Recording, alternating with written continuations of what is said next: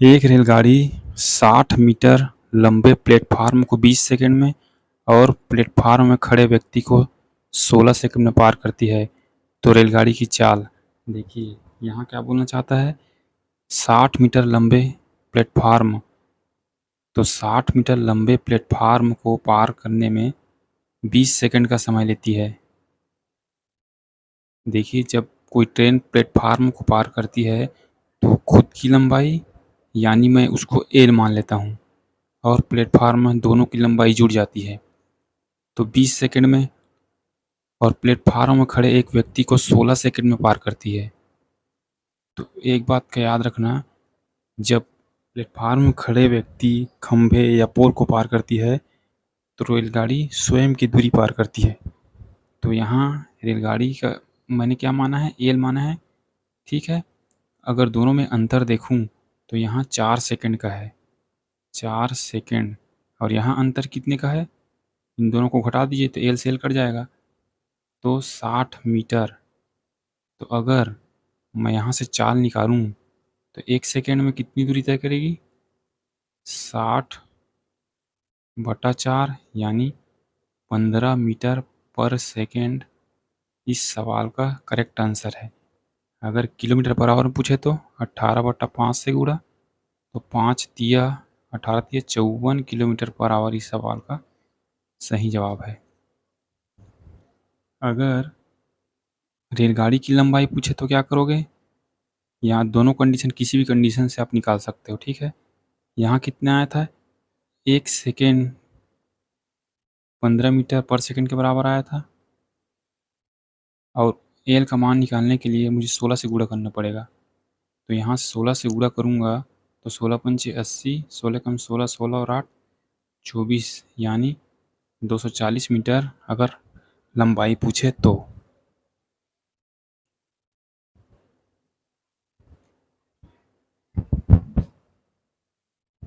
साठ मीटर लंबी एक रेलगाड़ी 40 मीटर लंबी एक सुरंग को पार करने में 10 सेकंड का समय लेती है। 65 मीटर लंबे एक प्लेटफार्म पर खड़े व्यक्ति को पार करने में कितना समय लगेगा। बेहतरीन सवाल है। देखिए, यहाँ मुझे चाल चाहिए, स्पीड क्या होता है, डिस्टेंस बाई टाइम। तो यहाँ डिस्टेंस क्या होगा, देखिए 60 मीटर लंबी एक रेलगाड़ी अगर किसी सुरंग को पार करेगी तो जो लंबाई है वो दोनों का योग होगा, यानी 60 और 40 100 मीटर में है, ठीक है। और टाइम कितना लगाया, 10। तो यहाँ से 10 मीटर पर सेकेंड उसकी चाल आई है, ठीक है। तो उसने बोला है 65 मीटर लंबे एक प्लेटफार्म में खड़े व्यक्ति को पार करने में कितना समय लेगी। देखिए, यहाँ 65 का कोई यूज ही नहीं है, क्योंकि जब कोई रेलगाड़ी किसी प्लेटफार्म में खड़े व्यक्ति को पार करती है तो वह स्वयं की दूरी ही पार करती है। और यहाँ रेलगाड़ी की लंबाई कितनी है, 60 मीटर, ठीक है।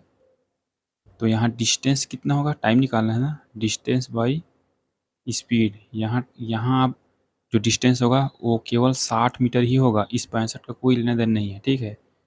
तो 60 और स्पीड कितनी निकल के आई, 10। तो यहाँ से 6 सेकंड आपके सवाल का जवाब है। उम्मीद करता हूँ ये दोनों सवाल आपको ठीक लगे होंगे।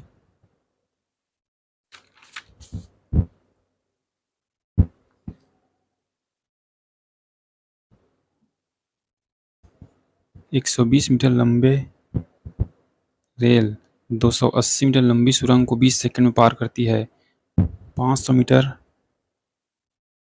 लंबे प्लेटफार्म में खड़े एक व्यक्ति को पार करने में कितना समय लेगी। देखिए, यहाँ पे फिर वही सेम टू सेम सवाल, स्पीड बराबर क्या होगा, डिस्टेंस, इन दोनों का योग।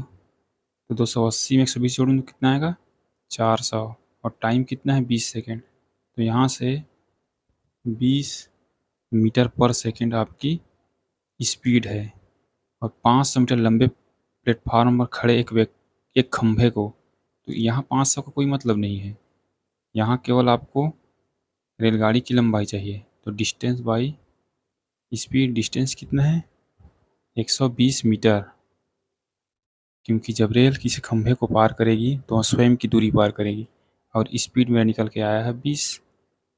तो यहाँ से 6 सेकेंड मेरे इस सवाल का जवाब है। चलिए चौथा सवाल, एक 300 मीटर लंबे प्लेटफार्म को 20 सेकंड में तथा एक खंभे को 10 सेकंड में पार करती है, तो रेलगाड़ी की लंबाई। चलिए ये आपका होमवर्क है, कमेंट बॉक्स में इसका आंसर ज़रूर बताना। जो पहला सवाल मैंने कराया था सेम टू सेम वही सवाल है। चलिए मिलते हैं अगले वीडियो में, तब तक के लिए धन्यवाद।